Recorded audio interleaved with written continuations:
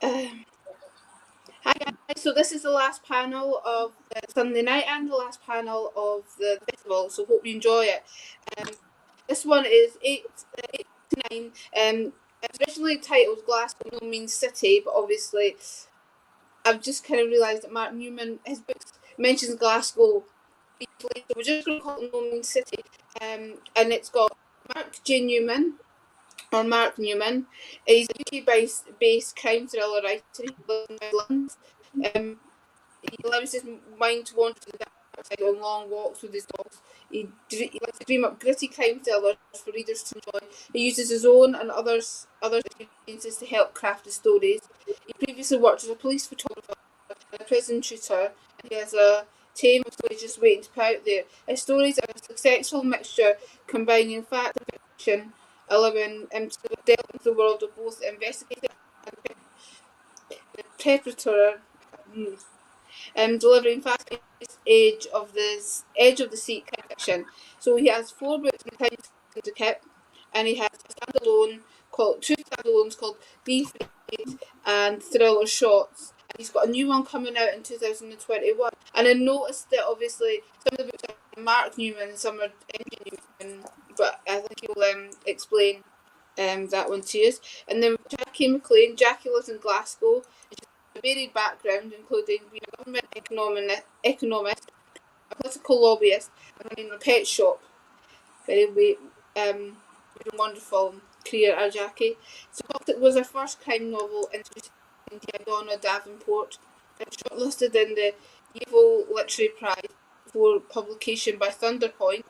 The sequel Shadows was published in 2017 and the third run was published in 2019. She's appeared at crime writing festivals such as Newcastle Noir and Crime Castle, and she regularly appears at Noir bar events in Edinburgh, Newcastle, Dundee and Dunfermline. And she's also formed part of the Dangerous Games with Wendy H. Jones and Longmuir. If you watched last year, we've heard the shenanigans associated with them, and Murder and Mayhem with a number of crime writers. And obviously she does a lot of library events as well. And she does a great website as well, for Scottish crime writers. And then we've got Caro Ramsay. Caro is a Scottish writer of crime fiction. She has 12 novels, police procedurals set in Glasgow, featuring Colin Anderson and yes, Freddie Costello. And then she has 2 standalone novels. One was Mosaic in 2019, one is called The Cursed in 2021. And she also was part of the Killer Cookbook in 2012, which had a stint at Bloody Scotland, if I remember rightly. I remember the book because I thought it was quite a cool idea. Because at the time I was doing cookery, so we were kind of thinking, whoa, cookery and crime, that's quite a cool idea. So I will leave these guys to entertain you for the hour. Right, Mark, you're in charge. I'm in charge, apparently. Right. We've decided. I'm completely unscripted, so I apologise to anyone watching who was expecting something a little bit more polished. Right, okay, well, welcome everybody to what has been a cracking weekend, and this is the last segment. So myself, MJ Newman, along with Jackie and Caro, are going to basically just talk about crime fiction. But one of the original questions when we were looking at this with Lindsay was the concept of Glasgow no mean city. And as Lindsay sort of suggested at the start, I'm probably one of the few writers that have been on here over the weekend that isn't actually Scottish, as you can probably tell from my accent. But my first series of books are in fact set in Glasgow, and for me, Glasgow as the primary setting was really born out of the 1970s. So when I was researching, it was looking at the Easterhouse estate and looking at the kind of regeneration of Glasgow. So I don't know how it was for you two guys, because obviously you are native Scots. So how do you find Glasgow, or how do you incorporate Glasgow into your stories? Do you want to answer that, Jackie? Because you're not a Glaswegian. Okay. Well, I'm originally from Arbroath on the East Coast, so my first 3 books are set over there. But I've been living in Glasgow now for quite a long time, so I thought it's about time I wrote something set here. So the new series that I've just begun is a Glasgow-based series, and there's always plenty going on in Glasgow. It's such a diverse city. You know, I was in the book that I'm writing just now. I was trying to find ways to describe it, and I had to describe each quadrant of the city completely differently. So the East End, the kind of gritty, oldie worldy but redeveloping East End, the kind of salubrious green South Side, obviously the quirky West End, and the, what would you call it, the wastelands of North Glasgow. But each quadrant has got its own particular characteristics, and they're very, very different. I think there's just loads of material. You could set a series in each different area of the city, and it would be completely different, I think. Mm-hmm. Yeah, I mean, to me, it's a fantastic city, obviously, because I was born there. I was born in Govan, so I grew up with that shipyard kind of thing. And I think I'm just basically too lazy to go and research anything else. So I write about the bits I know. And between Alex Gray, Lynn Anderson, and I mean, we've got the death rate in Byers Road bigger than any episode of Midsummer Murders, you know, so we're really going for it. But it's interesting, Jackie, that you divide it up into 4 quadrants, because I don't think of it like that at all. I think of Glasgow being known as this quite a seedy city with a really nasty underworld belly to it, and all the gangsters and everything like that, whereas the city I know is the home of Scottish opera, it's the home of Scottish ballet, you know, it's got some of the most fantabulous art galleries in the world, and I think very often that side isn't kind of teased out as much as it could be. It has a sort of reputation that I don't think it lives up to. So in some ways it's Edinburgh in reverse, because Edinburgh looks really pretty, but it's not. Whereas Glasgow is just a really hard-working city, but there's a lot of beauty there. So that's my sort of take on it. And of course, certainly in the West End, anybody can walk into anybody, and they'll both have a right to be there. You know, it's a wonderful mix of people in the West End, as well as good coffee shops. When we could go out to coffee shops, you can go there and do lots of research. And claim it against cats. So, for me as an outsider, one thing, my first probably introduction to Glasgow through the TV was through the crime series Taggart, where there was the famous line, "There's been a murder," in my mock Scottish accent, and which was never said in the TV. Like all these things, it's a myth. Yeah, but I mean, how accurate was Taggart for its time, sort of being in the early to mid 80s was it anywhere true to life from both your experience growing up in Scotland? I've got a Taggart story. Oh. I used to work in a building up beside Charing Cross in Glasgow, and they used to film Taggart quite a lot in that part of the city, and they were filming there one day. And I was out at lunchtime, and I was just wandering back as usual, not looking where I was going.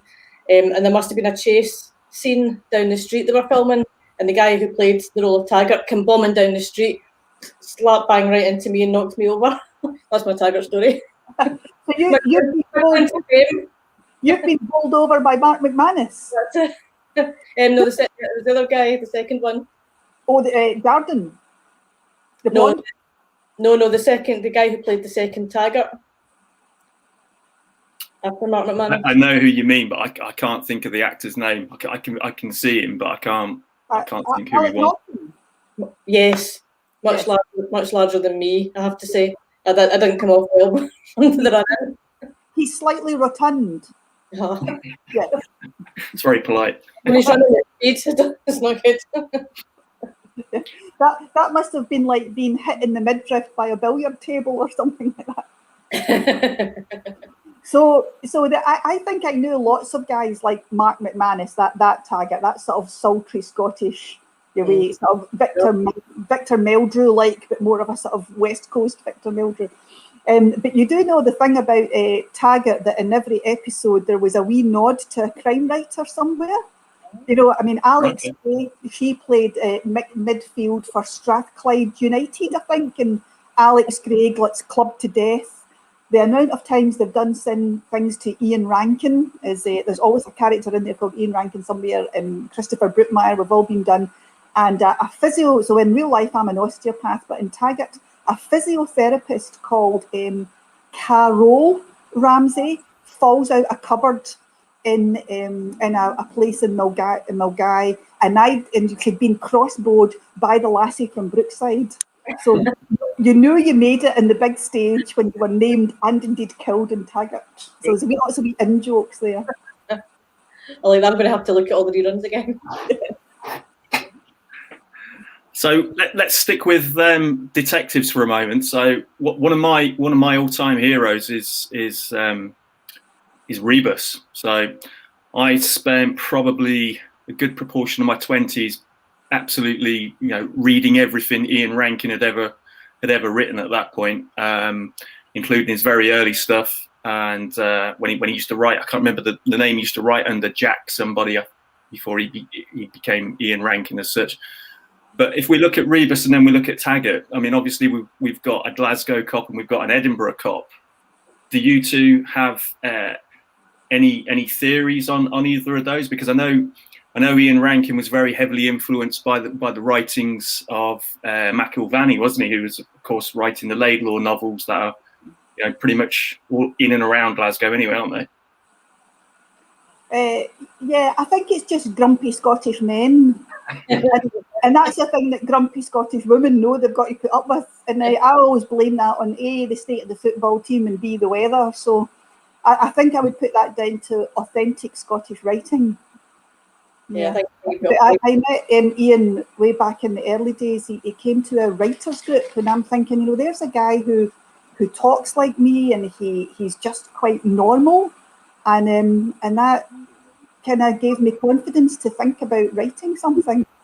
So yeah, he's a good guy. What about you, Jackie?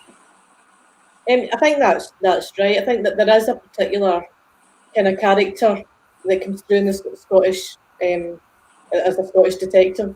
Scottish crime's got a particular kind of darkness to it, I think, and I'm sure it goes right the way back to the early mythologies, the Norse and Celtic mythologies. That they are very dark, and it just reflects the environment we live in. Quite a harsh environment if you compare it to the Mediterranean, for instance, whose mythologies are much lighter and nicer and brighter.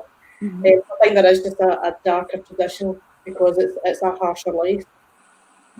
The slightly untrue story, but it is a wonderful coincidence that there's two Jaguar dealerships in Glasgow. One's Laidlaw and the other one was Taggart's. People have often pondered, does someone just look at Laidlaw and say, you know what, let's just change the name?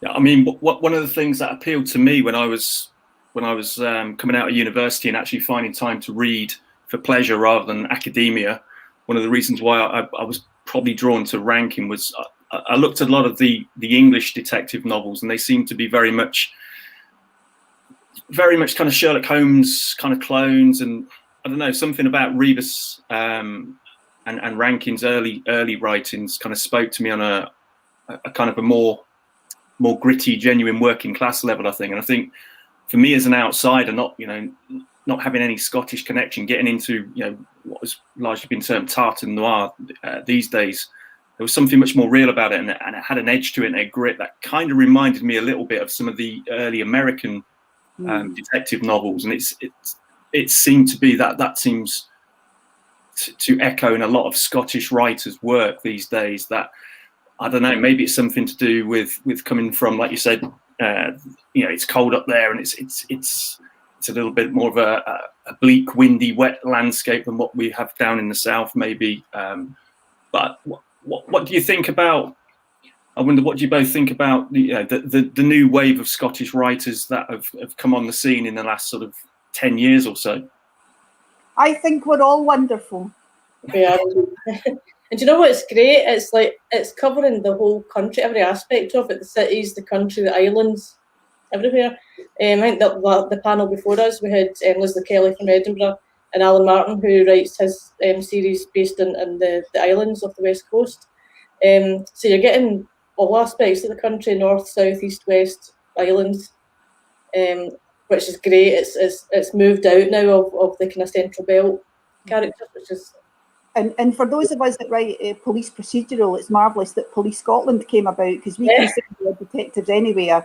And most of the time, Police Scotland, with the best will in the world, don't have a lot of clue what they're actually doing. So we can just say, oh yeah, you go there. There we go, that's fine. But that's interesting what you said, Mark, because I like Ian Rankin, I love Rebus, but he wasn't my love when I was growing up. It was Dale and Pascoe by Reginald Hill.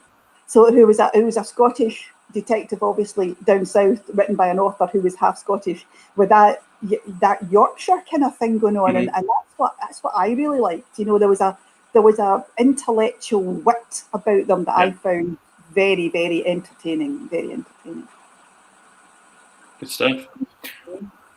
Right, we each had about 6 questions, didn't we? So I'm going to move it on from sort of Glasgow and the Scottish kind of noir theme, and look at some of the questions that we each kind of decided to come up with. So the first one I'm going to look at is the notion of plotting. So each writer has their own idea of plotting. You know, these days we might decide to call ourselves a pantser or a plotter.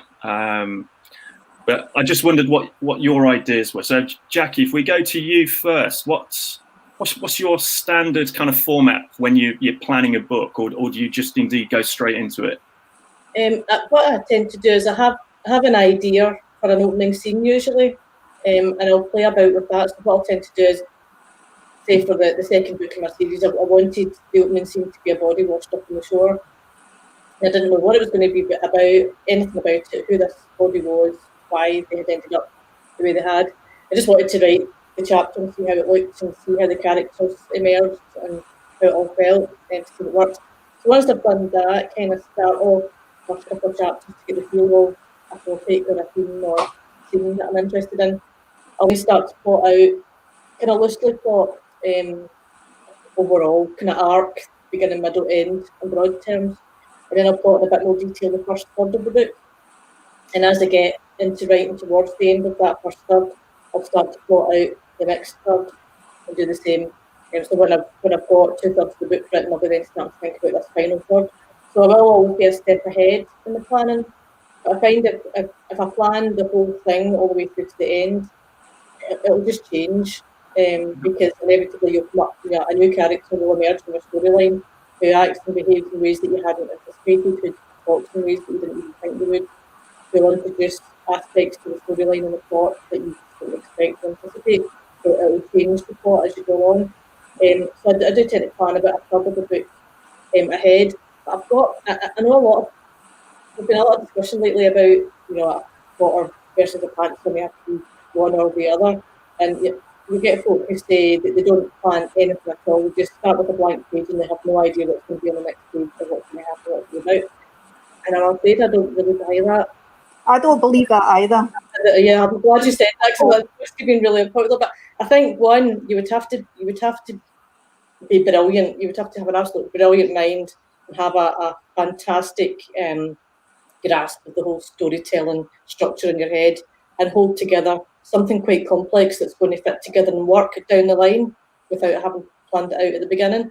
And I don't know that there are many of us that really would have a head that could hold all that information at any one time. And I think if you do just start writing like that, you're going to come a cropper at some point, and you're going to have to bring in the guy with the gun to make, get yourself out of a pickle. And I think doing that, you're selling your readers short. And I think you can tell when you read a book that's been written like that. I think you can tell as a reader, and I don't think it's fair on readers. So I don't really believe that there would be many writers at all who would take that approach, even if some of them say that they do. I think they will have a rough idea of where they want at least the next chunk of the plot to go. Or maybe they're writers who just hold a lot in their head, and their subconscious has kind of got it written for them, and all they're doing is sitting down and writing it, and they think they've not plotted it, where really their brain has actually got it quite kind of sourced out. I tend to do a strange thing. I do, seemingly P.D. James used to do this as well, is write the good bits and then join them up. So I have sort of key scenes, and very often You know, like the book I'm about to deliver tomorrow is I've always wanted to do a sort of rear window type of thing where everybody looks on one event and interprets it quite differently. And that was as far as the idea went until I drew the flats and who was living where, and I put families in them and I gave them furniture. I was a wee bit location. They've all got things from Kirsty Allsop and things like that. And then I gave them all dogs and how many kids they have and what they did, and when they were out in the green, as it's known, and they had the patio doors open, what music were they listening to? And then something happens. So I knew that. I knew exactly where it was going to end. But that journey in between, when you wave backwards and forwards, that to me is the delight of writing, because sometimes it just takes you there, you know, and it does unfold to you. But by then, I've got good characters who will be saying, actually, I wouldn't do that. I would do this, and it writes itself. And I think it gives an authenticity to the book, if you like. I don't like these books where, and I have to say, it does tend to be women who have been really quite bright and intelligent up to a certain point, suddenly make a really stupid decision, like running into the graveyard with only their pants on. You know, you think, what are you doing? They're going to phone the police or take the dog out or something. Stop acting like an idiot. Have you ever written that, Mark? Now, be honest. Have you ever written a lady running around the Not yet. No. Is that an idea for you? No, I'm gonna pinch that idea now. Yeah. I'm one of those people that tends to have ideas that pop into their head at the most awkward, inopportune times, and then I try to remember them through the day so I can write them down. But what I've started doing recently is, on my dog walks, I take my phone and I dictate my ideas, and sometimes I'll actually dictate a scene, and I might not even know whereabouts it's going to go in a book. I just have this dialogue or this scene that comes into my head.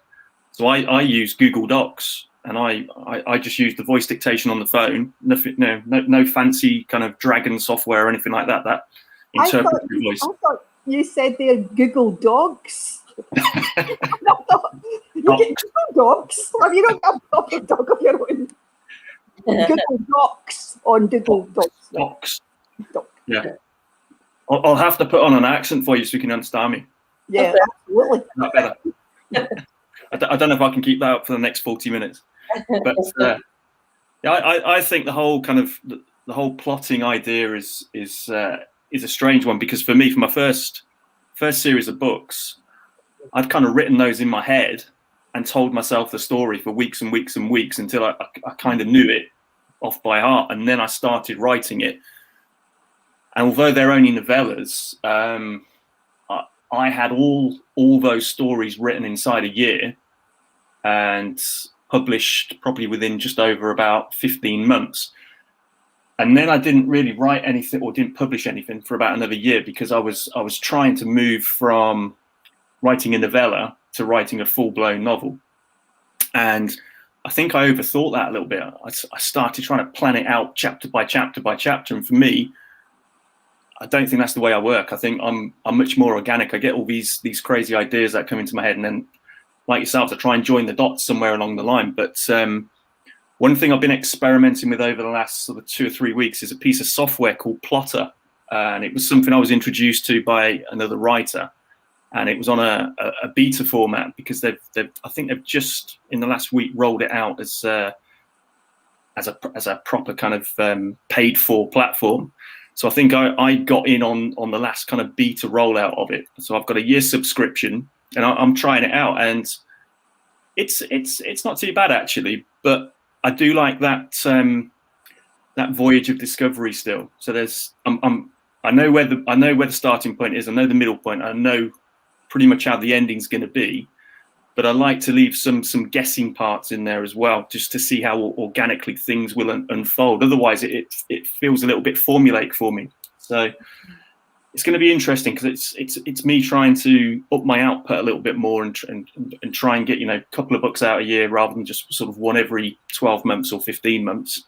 But that'll be an interesting journey, I think, as I go forward. But I think as writers, we've all got our own ways that work for us, haven't we?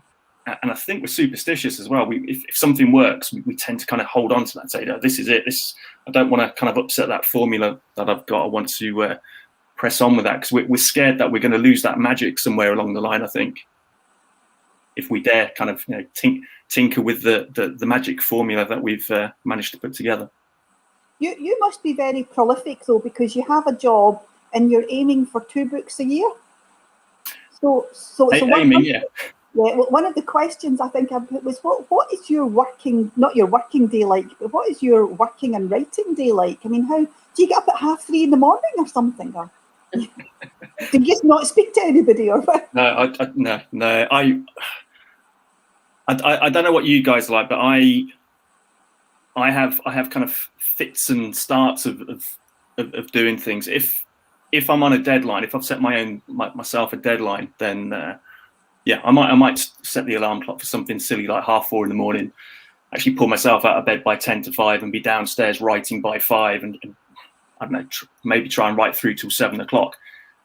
And that's sustainable maybe for 5-6 weeks, doing it five days a week and taking the weekends off. But I found when I tried to do that before, anything beyond that, I'm falling asleep at sort of 8:30, 8:45 at night.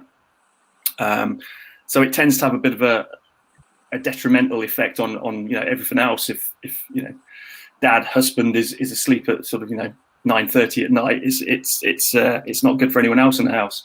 Plus, it's hard staying quiet, getting up at that time of morning, keeping the dog quiet as well. So for me, it's I go through fits and starts. Being a teacher, I don't know. I think at the minute I'm lucky if I get 90 minutes in a day. Some days I might do that before I go to work.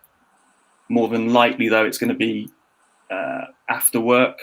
But what about you two? Because we're all jobbing writers, trying to fit what we love in around our careers, and we've all got mortgages to pay. So, how do you guys make it work? What do you do? I work in the clinic 3.5 days a week, and I write 3.5 days a week, because the jobs are so different that one's almost a relief from the other. But I'm very disciplined. I couldn't do what you do and speed up when I come to a deadline.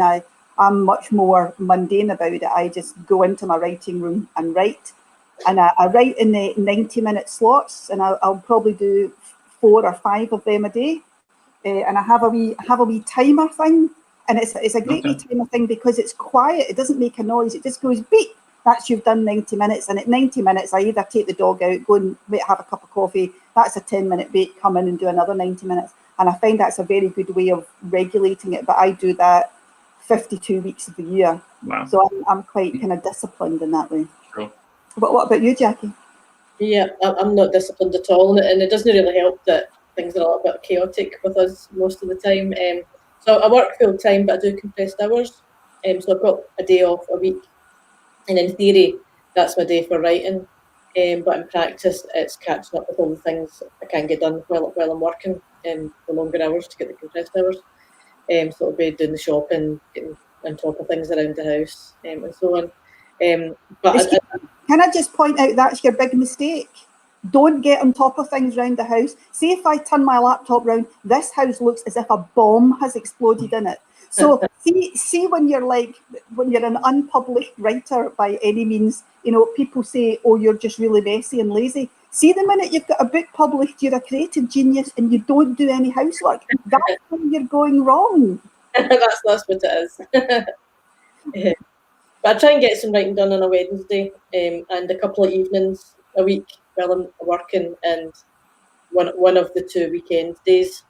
But I'm not a very kind of disciplined mind, so a routine doesn't really work. It'll work for me for a little while, and then it'll fall by the wayside. But it's just as and when I can fit it around other commitments, I'll get my writing done. But if I have a deadline, I'm quite good at kind of buckling down and making sure that I get to it one way or another, but not in any particular planned, disciplined, routine way.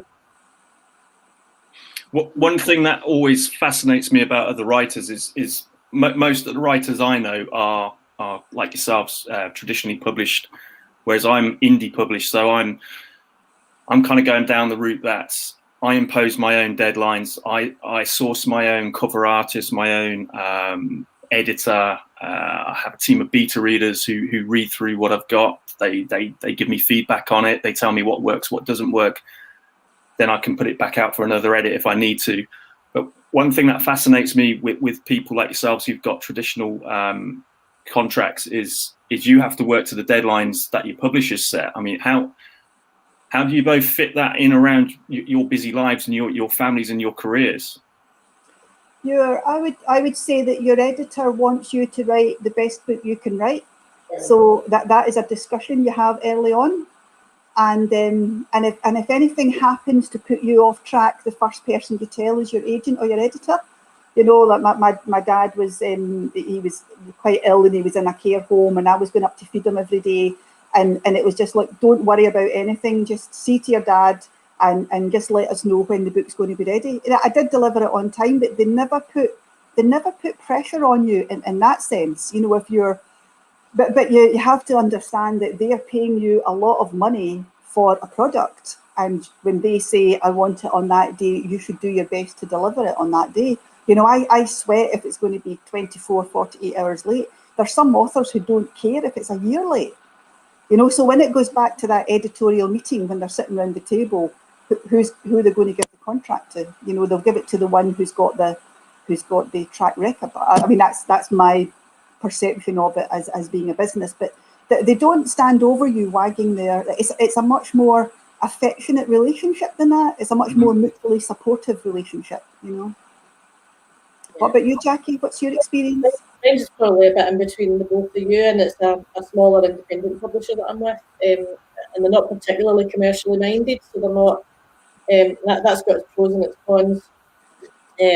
So they're not so hung up on deadlines and so on. They're more interested in what they get in and making something of it whenever it's ready. But the new series that I'm working on just now, I'm hoping to put that to much more of a commercial publisher, and I reckon that they'll be a bit harsher with the deadlines then, so I need to kind of brush up on my routine. But it was interesting something Lindsay said there, because she said that I'd written 2 standalones and I haven't. I've only written one called Mosaic, and it sold very well here. It sold incredibly well in America, and now the new imprint has taken it over and they've renamed it. No. They've renamed it The Curse Girls, and they sent that to me and they said, we're just going to rename the book this Curse Girls. And I said, that's all very well. I've just done a blog with how annoyed I am at all these book titles with the word girl in the title. You know, the girl in the train, the girl in the window, the girl at this. And she got back and she says, yes, but that's what's selling. So that's why we're going to do it. You know, so, and I'll just hope they put previously published as on the front, because I wouldn't like people to pick up and say, this reads very familiar. But yeah, so the publishing, I mean, I don't know how you do that, Mark, how you think about covers and the taglines and all that. I mean, I'm very grateful when I send it away that there's a whole group of people thinking what the book's going to look like. You know, I couldn't have that in my head. My head would explode. I think I'm probably a bit more fortunate than some people. I come from a bit of an advertising background, so thinking up taglines and stuff, it's not easy. And I probably tend to overthink my own, but having previously worked in an advertising agency many years ago, I am able to do that, and being trained as a photographer, I am probably a little bit more visually aware than some people might be. But yeah, I still wouldn't try and do my own covers. No, I know my way around Photoshop, but I wouldn't dream of trying to, you know, turn my hand to being a graphic designer and you know, putting out a decent crime thriller type cover. I use a company called Books Covered, and I'm going through a transition at the moment where I'm rebranding as MJ Newman rather than Mark Newman or some of my other books are Mark J Newman. So I'm gradually getting all my covers changed over, but you know, me doing that is purely a kind of commercial decision. Plus, you know, there is another Mark Newman, an American chap who I think is self-published, and he kind of puts a couple of books out sort of every 3 or 4 years. But I just didn't want there to be any confusion between what I'm doing and what he's doing, because obviously we're very different. But if you've got the same name, it's hard for some, particularly new readers to discover you. And I didn't want anybody to kind of get confused between what my stuff is and what someone else's is. But yeah, it isn't easy doing the self-publishing route. It can be very rewarding. It can be, there are a few people out there that are particularly very good at it once they crack the marketing. There's a new crime author. I don't know if either of you heard of him. He's called Mclean.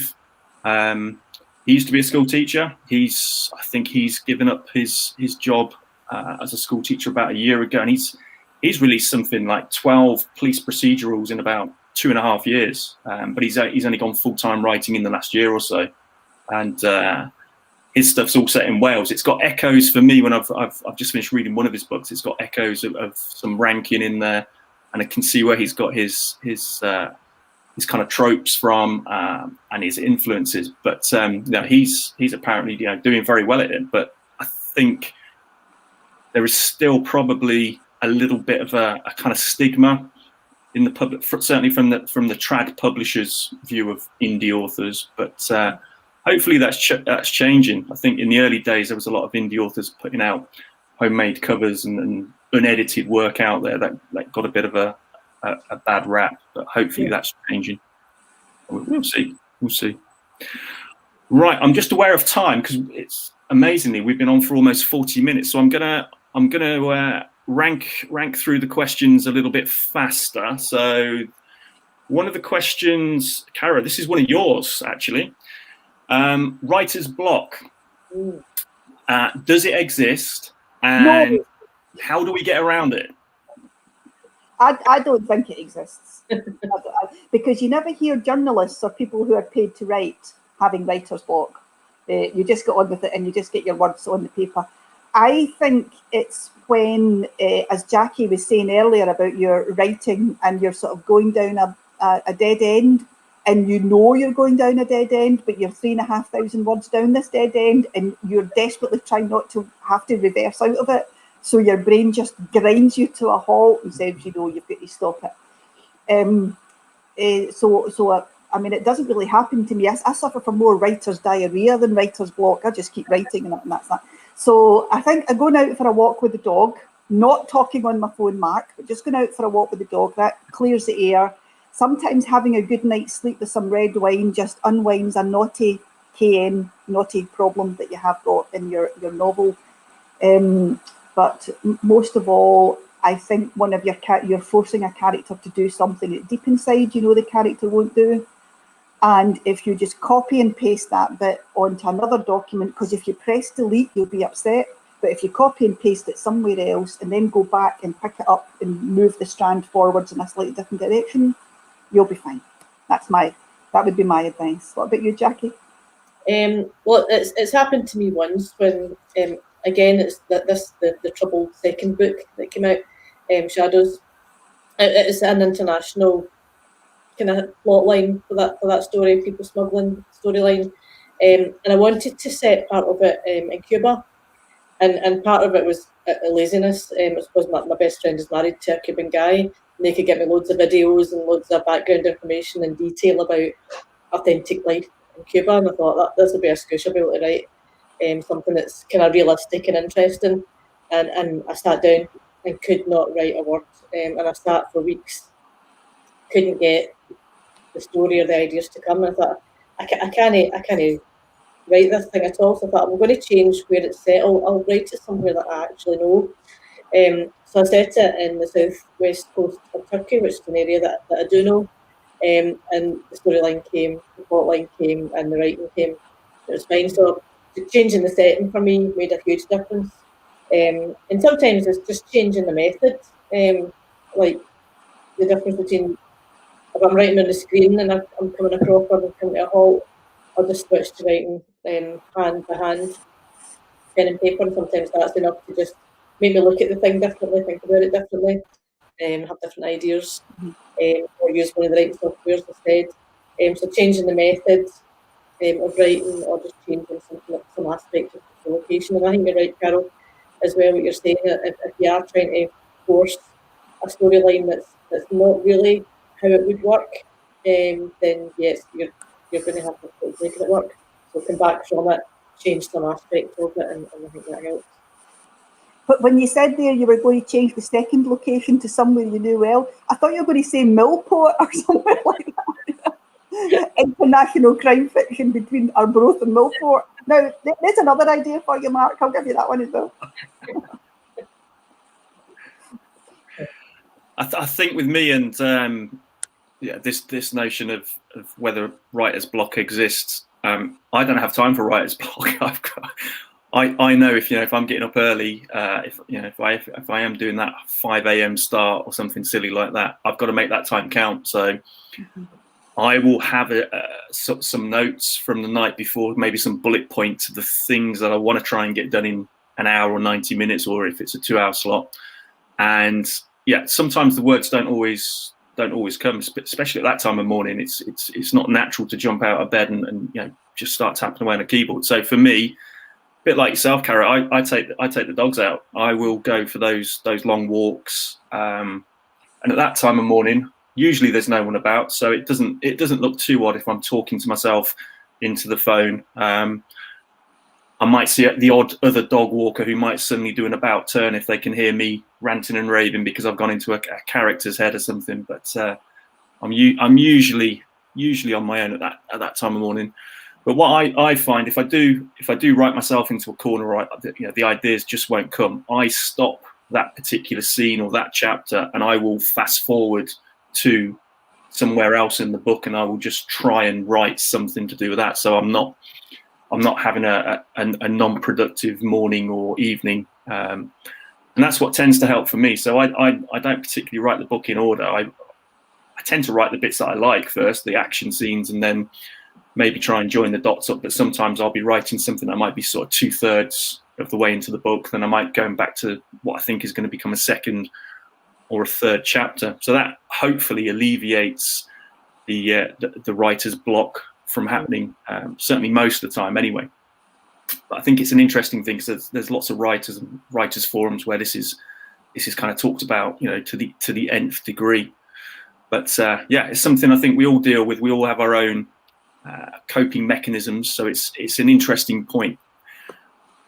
Let's look at another question. I think, Caro, this might have been another one that you came up with originally, and I think I'd come up with something similar, but I think you were a little bit more succinct the way you put it. Do our characters speak to us in our own voice, or in their own voice? Sorry, or do they come to us in our voices? Do they have a distinctive voice? So, what do you think, Caro? My characters speak to me with voices on their own. So I hear them talk, and it's not as if I'm reading the book. They're actually talking. They've got a way of language and a sort of just way that they phrase the sort of nuance of their speech. That came off a survey that was done, a questionnaire that was done by a university in the north of England at the Edinburgh Book Festival one year, and it was amazing the fact people had never thought of that. I'd never thought of that. I thought everybody heard the characters' voices as if they're watching a film. All the characters are different. But some people do just hear their voices as if the reader was just reading it out. And very, very individual. What about you, Jackie? Me, it's very much like watching a film. So it's like a constant film reel going on in one half of my head where I can see and hear the characters talking and acting. And I'm kind of getting a glimpse of that, but they're very much, they've got their own voices, their own way of speaking, that usually ways that I wouldn't think of speaking. But yes, it's just like a film reel, just like watching a film set for me. Yeah. I'm like you, Jackie. I'm very much seeing film elements and film scenes play out in my head. For me, when I wrote The Crime Syndicate, the lead character, Malky Thompson, who starts off as the Glasgow enforcer and works his way up to become the boss of his own firm, I had the actor Peter Mclean in my head straight away. Mm-hmm. I didn't actually know who Peter Mclean was, but I'd seen Peter Mclean in something a few years before called The Fear, where he was the head of a Brighton criminal outfit, where they were trying to go straight and legit, and the Albanian mafia were moving in on his business interest that he was handing over to his sons, and he was trying to become a property magnate. And yeah, Malky Thompson kind of came to me as Peter Mclean. I had to Google it, and when I was working at a college at the time, one of my friends who was originally from Edinburgh, he knew Peter Mclean. He'd done some script writing for him, and he said, "Oh, you mean Peter Mclean?" And I was like, "I'm not quite sure who it is." And I told him who the guy was in the film. He went, "Yeah, that's Peter Mclean." And as soon as he said that, it clicked. And when I wrote the first Malky Thompson book, I was imagining it as some kind of TV drama playing out with Peter Mclean walking down the streets with that kind of menacing air that he has. And interestingly, I've recently seen him in Ozarks. I wasn't aware he was in Ozarks, which is the I don't know if either of you have seen Ozarks, set in the sort of Midwest of America, somewhere not too far from Chicago, I think it is. It's about money embezzling and sort of illegal gambling and stuff like that. But he crops up there as sort of a drug lord. But he's a bit of an outback hillbilly drug lord living up in the hills, and he's got that same menacing air to him as well. So for me, he came fully formed, and it was quite kind of quite unique. It was like, oh, this guy is in my head. I can get rid of it. Can you smell a scene in a book? You both said you film it, you sort of film it in your head. Can you also smell what it smells like? Yeah. Yeah, and in some ways that's the most overriding sort of sense sometimes, and when I'm writing is how this smells, Yeah. What about you, Jackie? You were nodding there. No, something that I don't, and I've got a really bad sense of smell anyway. Quite kind of sinusy and usually quite blocked up, so maybe it's something to do with that. But it's usually about the last thing that occurs to me, to be honest. Really? Oh, yeah. Okay, I'm just aware of the time. We've got about 10 minutes. So one thing all writers love and hate, and a lot of writers will pretend they never read, is reviews. So we've all had good reviews, and we've all probably got one stinker or maybe a few more stinkers. So this was something that we kind of kicked around as a possible talking point. Our worst reviews. Well, my one is really easy, and I looked it back up today on Kindle on Amazon, and it actually says 1 star, and it's very succinct and to the point. It says "did not read" in big block capitals. Oh, I've got that. I've got "have not read this book yet." Yeah. You.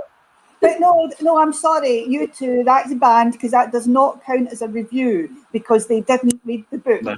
If it had said read the book and it's a complete stinker, that's a review. But they gave it the 1 star and said, "have not read this book yet."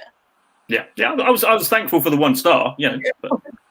Like my publisher was going off their head saying, "We'll have to get that taken back down off Amazon." I said, "No, I want to keep it. That's good." Keep it.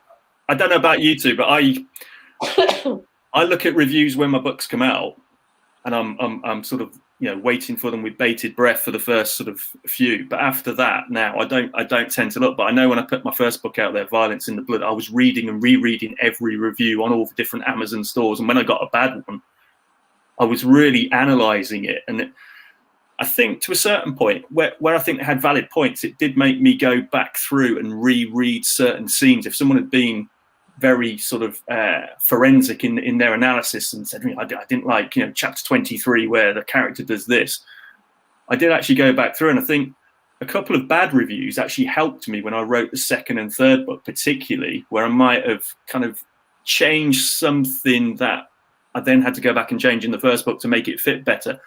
I don't know if either of you two have had any experiences like that, where a bad review has actually turned out to be a kind of help, but in disguise, maybe. No, I refuse to give them the power. I want to sit there and say, "Well, excuse me, have you ever written a book? What do you know about it?" I can absolutely understand people saying things like, this is not my taste, or it was too violent for me, or it's not violent enough. There's too more backstory of the family. But if you're writing serial crime fiction, there should be a good bit of backstory of family. Yeah. But there was one I got from the Night Hunter, and it was from somebody that knew me personally because of the way they addressed me. They didn't address me by the author's name. And they said, this book has obviously been under her bed for years, and she just pulled it out and told her publisher to publish it. it was probably on floppy disk when she first wrote it. I thought, how old do you think I am? I was more mortified about them thinking I was that old. And so that was it. That's the worst one I've had. But recently, I've noticed 2 reviews where there's a bit of, I am offended by this coming in. And in one of the books, it's about, I'll be very brief, but it's about surrogacy and what happens if a surrogate baby is born disabled, as did happen in real life, I found out later. And that baby has a sort of monetary worth that's now worth nothing, which is horrible, because it's a baby like every other baby. But a medical person in the book just makes the comment that you don't see many Down syndrome children around nowadays because of the amniocentesis test. And that's all, the character just makes that as a statement. And that really, really offended somebody. And I'm thinking that that's a true statement. And if you go on and read the book, the wee Down syndrome person in the book goes on and has a fantastic life because he's loved and he's supported, and his stepdad gets really, really annoyed when anybody refers to him as being, a bit below par or a bit below standard or not up to merchantable quality. Because when children become merchandise, then issues happen. So I thought that was interesting, the way that single statement was taken and totally twisted and totally. If they stopped reading the book at that part, they wouldn't have got what the book was about. So I thought that was A, interesting, and B, weird. But everybody likes being offended nowadays, so fair enough. Mm-hmm.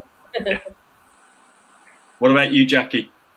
It just made me think there, actually, that the main character in my series, Donna Davenport, she has bipolar disorder.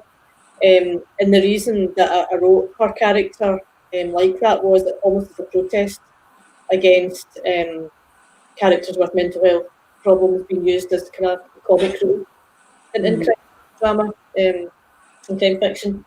So I wrote her, she was part of a protest against that, because I wanted to show here's somebody who has to work that bit harder every day, but she holds down a responsible job and she's good at it. Mm-hmm. But very aware of the discrimination and other people's reactions, and she kind of orchestrates, she has to work at kind of handling that. But I was a bit afraid when the first of the books was published, thinking, okay, there are going to be people who get much more experience of bipolar disorder than I would ever have, who work in the field or who have the disorder themselves. And I was thinking, what are they going to think about me writing something when I based it on talking to other people and reading other people's journals and so on about what it's like, very much second hand. But I got very positive feedback on it, which was a relief. But I was scared of what the feedback would be. Writing about somebody's experience that was very second hand to me. But you write about murder, and I don't think you've ever murdered somebody. That's very true. So I know, and I know you probably felt in some ways that, are you sort of hijacking, the disability of being part bipolar for the purposes of your story, but you were sort of exploring that life, which as a writer, I think you've got every right to do. We do live other people's lives in our books. Definitely, and I know there's been quite a big thing recently about, should you write about others' experiences if they're not your own, but you have to, because you're only one person, and if you're going to write fiction, you have to write beyond your own experience. Yeah. You hope. I hope this is not serial killers all having a conversation. I don't know about Mark though right now. Well, I know, he's someone else. Oh, here's Lindsay back. He heard us talk about serial killers. Hello, Lindsay. Hello. I've just got a question here from Christine Lawrenson. She says, do you write chronologically or scene by scene? I don't. I write all over the place. I write the beginning and then I write the end, and I do believe the term is pivotal points. Pivotal scenes in the book I'll write, and then I'll join them up, but they will not be in any order when I start writing them. No way. That's too organised for me. Jackie probably does it in chronological order. Well, it varies from book to book with me. Again, I'm so undisciplined. I've not really found a method that works every time for me. So one book, I'll have used the approach where I pick my favourite scenes and write them first, and then come back and join them all up. more lately. The latest one I've been working on, I've been doing it chronologically, but I found that a bit harder actually. So I might just go back to doing my favourite bits first and joining them up for the next book. The other approach is called being agile. It's not being disorganised, it's being agile in your approach. I like that. I might go back to being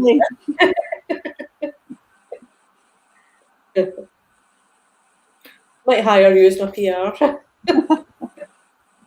I tend to write pretty much, a beginning, a middle, and end, and try and join the dots. And if I get stuck, I'll write the favourite bits and then go back and try and write the least favourite bits at the end, and that's what probably takes me the time. But I'm writing a standalone at the moment, which is probably going to be a lot less violent than my crime syndicate stuff. So it's a bit of an about turn for me. I'm trying to write something more along the lines of the type of stuff that Adam Croft writes and people like Simon Koenig. So it's kind of race against time thrillers, but the violence isn't as sort of graphic as it might be in my crime syndicate stuff. So I'm finding that probably a little bit trickier to write, because it's almost like I'm trying to teach myself as I'm doing it how to do it slightly differently. So that's an interesting voyage of discovery for me, doing that one anyway.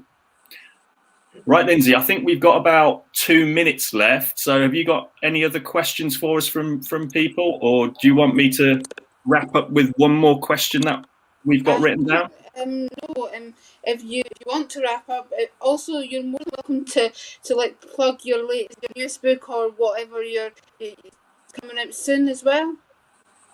Oh, okay, all right. So let's go to Jackie then. Do you want to tell us about your latest project?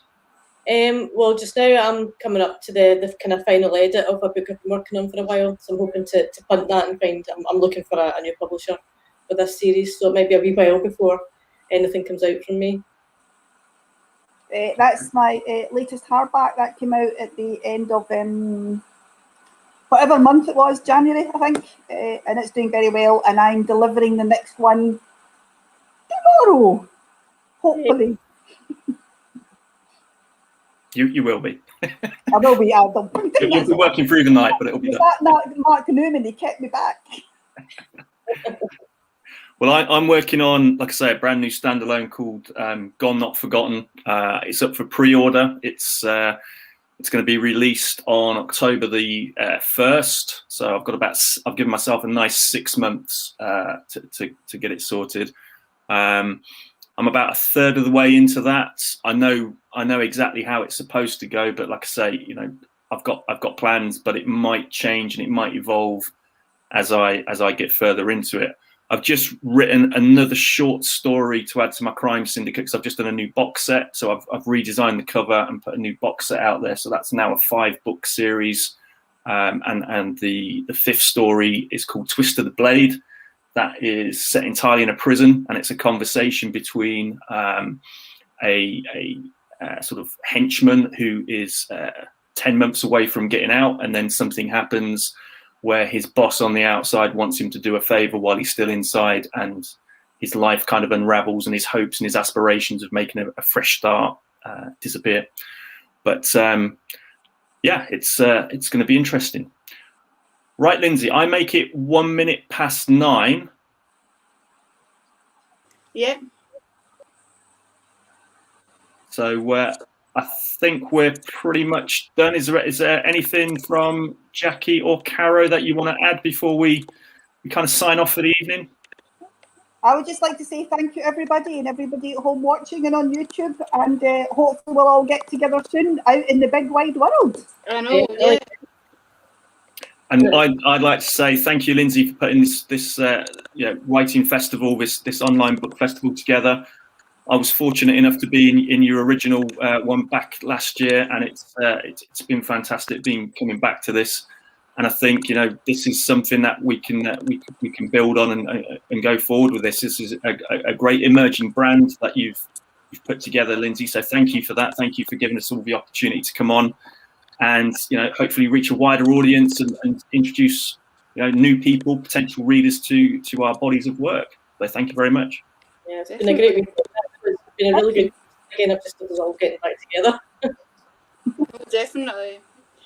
It's strange actually sitting in an actual like Warston or bookshop or even at a book festival saying authors live, you know, we've had to like do it online for the best part of a year, but it'll be exciting as well to see how it's going to all adapt kind of stuff. But you know, we just have to keep plugging on. But I'm so happy that you guys all wanted to come back because obviously Mark and Caro were there last year at different panels. Yeah, Jeff was with Wendy and Chris. Caro was Glasgow one. I was with Michael J. Malone and the guy sitting in a very hot country. Yes, I know. Lucky for some. And Mark was. I think you were in either UK Crime or I can't. I was with Dougie Brimson, who did the Football Factory and. That's right. Yeah. Yeah. So it's kind of strange, you know. That's what it's been this time. It's been trying to put different people together, and obviously, no, I can't put together. You know, I was just like, who can put together that would suit or like sort of the gel, and then it ended up with you know, needing to come up with titles, and I was like, oh, No Mean City, and I thought, oh yeah, Mark's books aren't actually set in Glasgow because it's when I'm put Scottish crime fiction or Glasgow crime fiction, Mark's books appear or Newman books appear, and like, they only sort of mention Glasgow gangsters. So I don't know if that's just a weird thing to have going, but it's been a really interesting talking, hearing you all speak about you know, like your books and your works and how you write them. So thank you very much, guys, and thank you very much to all the listeners and watchers. It's been another great weekend, so hopefully we can continue this for next year, or I don't know, try and take it live and see what happens. Try to take it live, yeah. Yeah. Good idea. Hope to see you all soon. See what happens. Bye. But, thank you so much, guys. Have a great the rest of the night and enjoy Monday morning. At least I get another day off. So yeah, it'll just be work, tidying up and just saying thank you to you all. Thank you so much. So that's it all over with. Good night. Good night. Cheers.